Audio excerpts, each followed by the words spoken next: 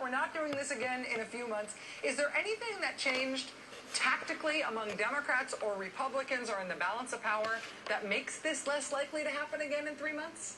Well, I think the just beatdown the GOP took at the polls it makes them less inclined to go on a strategy this abrasive the next time around. I don't think you'll see this sort of Cruz caucus hijack the plane.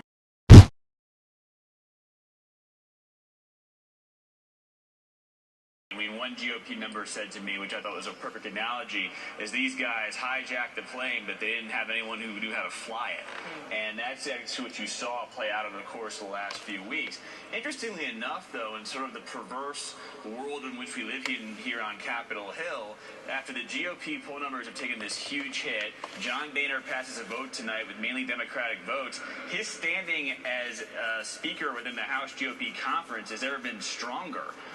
The conservatives love the fact that he rallied for them for the last 3 weeks, and maybe, Rachel, that gives them the political capital down the line not to have to bring the country through another ordeal such as this one, where $24 million is wasted due to a shutdown and all the countless things that I think Chris was saying in the segue to your program of bad things that occurred.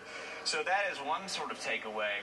But I also think the Democratic strategy of not negotiating over what should be a routine matter normally throughout the history of the Republic, which is raising the debt limit, funding the government, that's a strategy where it paid dividends, and they'll continue to do that down the line. So I expect Joe Biden to be kept at Camp David on big-time negotiating weekends like he was the last few days, Rachel. Luke, on that issue about how the right is handling Republican leadership now, you're right that we've seen all of these sort of insurgent Tea Party conservative Republicans who caused all of this hassle for John Boehner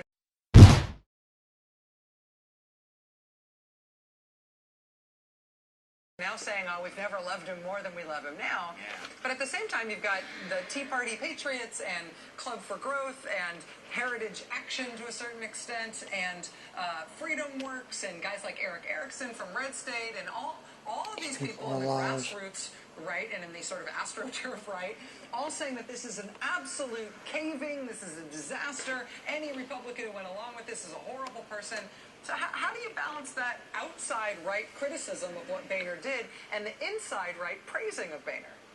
If he continues this up, save his job if he wants it again after 2014, but who knows if he wants that. Lastly, I'll just sort of say, from covering John Boehner closely, I think that this has bought him, at least internally, the capital if he wants to do the grand bargain, which who knows if he still wants to do it. I think deep down he does, for his own posterity and for his own legacy.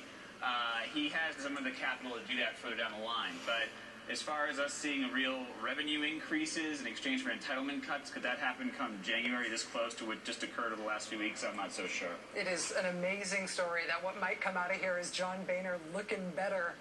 It's just amazing. It's literally only in America. Yeah, seriously. In a very small in a post-Citizens United America. That's amazing. Right. Luke Russert, NBC News Capitol Hill correspondent. Luke, thank you so much. I really appreciate it, especially Thanks so a lot. late. Take care. Be well. All right, so the Republicans in the House hatched a plan. Yeah, we did this 30 or 40 times already, but those other 30 or 40 times that we did this, forget those. This time, their new plan, they figured out a way to make it count. They figured out a way to not be ignored anymore, and that's how we got into the mess that we just resolved tonight. The House Republican plan was that they would refuse to fund anything.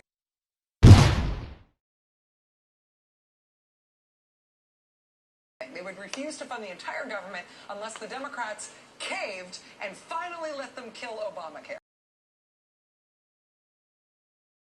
That was their big plan, their brilliant plan. They thought that would work. The Democrats, they thought, would never let the government be shut down, so they would demand that the only way the Democrats could avoid that would be to kill Obamacare. Republicans thought they'd finally get their way.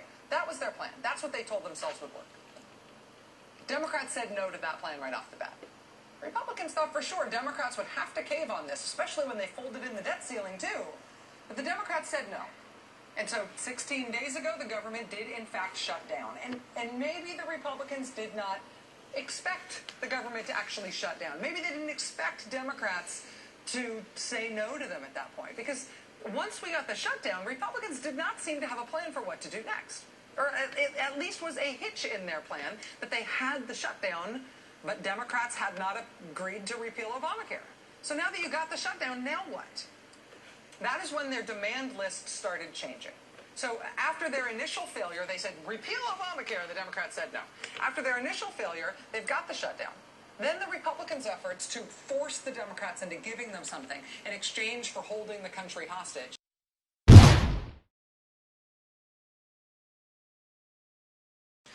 They went something like this. They said, okay, we can't get a repeal of Obamacare. Can we get a defunding of Obamacare? Democrats said no. Okay. Can we get Obamacare delayed? No. Can we delay the specific individual mandates in Obamacare? No. They wanted to keep it on Obamacare, but they're sort of running out of the Obamacare idea, at least for demand. But of all the other long, arcane, improvised, constantly changing list of demands that the Republicans have come up with on their long, weird, ever-changing ransom note that they kept writing and rewriting once they found out that they had shut down the government for some reason, but they didn't exactly remember why, and they didn't have any demands handy.